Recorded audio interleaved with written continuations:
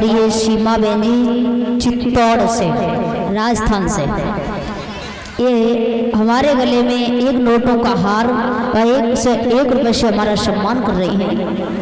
भगवान से प्रार्थना करते हैं कि भगवान कन्हैया मेरी बहन के लिए सदा आगे बढ़ाता रहे, समाज में सम्मान मिलता रहे, धनधाम से भरपूर बनी रहे और सदा सुहागिन बनी रहे।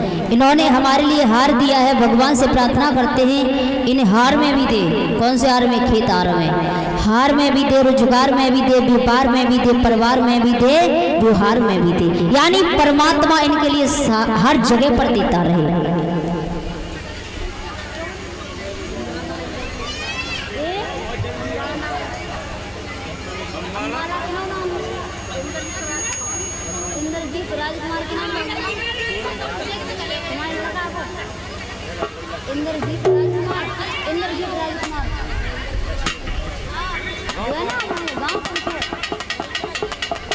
और ये इंद्रजीत राजकुमार,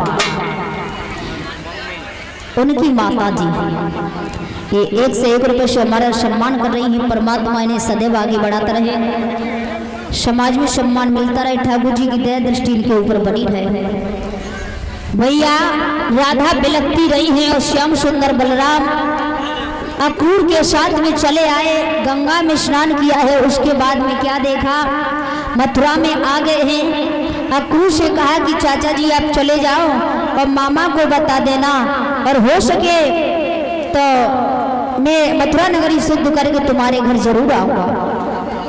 इतना कहने के बाद उन्हें भेज दिया। श्याम सुंदर और बलराम रह गए। नंद बाबा तब तक अपने मंडली को लेकर, ग्वालों को लेकर के पहुंच गए और एक बगिया में डेरा डाल रहे।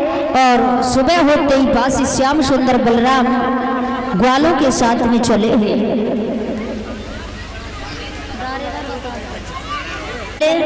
तो श्याम सुंदर ने क्या देखा है, एक स्त्री मिल गई, बासी बतराने लगे। जब बातें करने लगे हैं तो 22 समय पे ग्वालों ने बलराम से कह दिया, बलराम ने आगे कर लिया और चलने लगे हैं। तो आगे क्या देखा है, एक धोबी चला रहा था, नशे में चूर था। धोबी नशे में चूर था तो धोबी पूरी गली को घेरता हुआ चला रहा था नशे में। और ये 1 से 1 रुपये परीक्षित महाराज 1 से 1 रुपये से हमारा सम्मान कर रहे हैं। परमात्मा सदैव आगे बढ़ाता रहे, समाज में सम्मान मिलता रहे, ठाकुर जी की दया दृष्टि बनी रहे, कथा यूं ही होती रहे। और हमारे जो परीक्षित महाराज हैं अब मौजूद, यही परीक्षित हर साल बनते रहे। मैं तो यही कामना करती हूँ, हमें कोई ज़रूरत नहीं का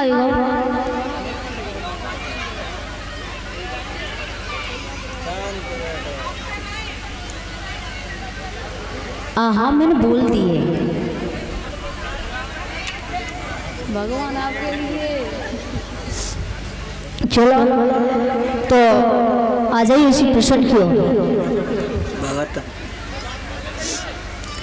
भैया। धोबी सी पूरी गली घेरता हुआ चला रहा था तो धोबी सी कहा है, भैया जब गली को खाली कर दे, साइड दे दे। जवाब दिया, कौन है? बोले हम मामा कंस के रिश्तेदार हैं। जवाब दिया, रिश्तेदार हो तो चांद पर थोड़ा मैं रख लूंगा तुम्हें। धोबी बिल्कुल दबा नहीं, क्योंकि ये दवा कोई दबने वाली नहीं है।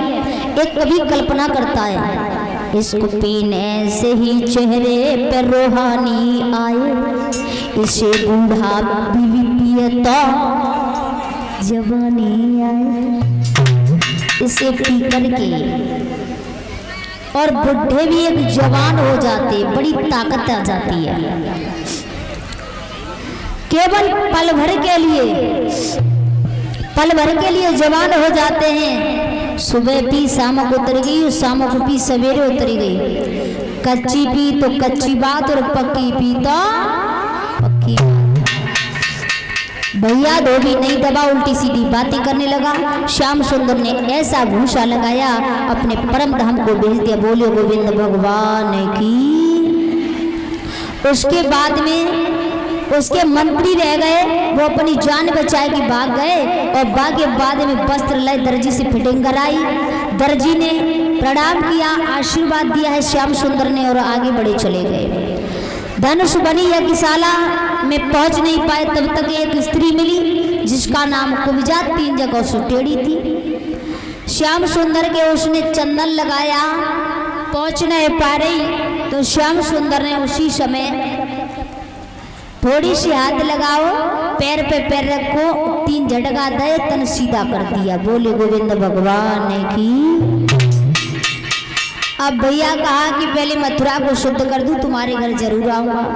अब भाग्य बाद में वहां से बड़े धनुष बनी यज्ञशाला में पहुंचे, वहां धनुष को तोड़ा और जब डोर खींचते ही धनुष के टुकड़े हो गए, कंस के मंत्री रह गए, सबको मार दिया। उसके बाद पीलवान से कहा हाथी को मार दिया है, और ताके बाद कंस के सामने पहुंचे, 4 मुष्ट पहलवानों को मारा।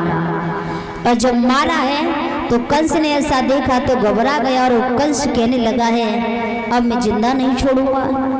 भगवान कन्हैया कहने लगे मामा अब मेरी बारी है, मेरी बारी को सहन कर ले, तब तुझे देखता हूँ। अब तक तेरी मर्जी चली, अब मेरी मर्जी चलेगी। तो श्याम सुंदर युद्ध करने लगे हैं कंस से, और कंस मारने वाले भैया कौन है, सो आ जाए कंस मारने के लिए।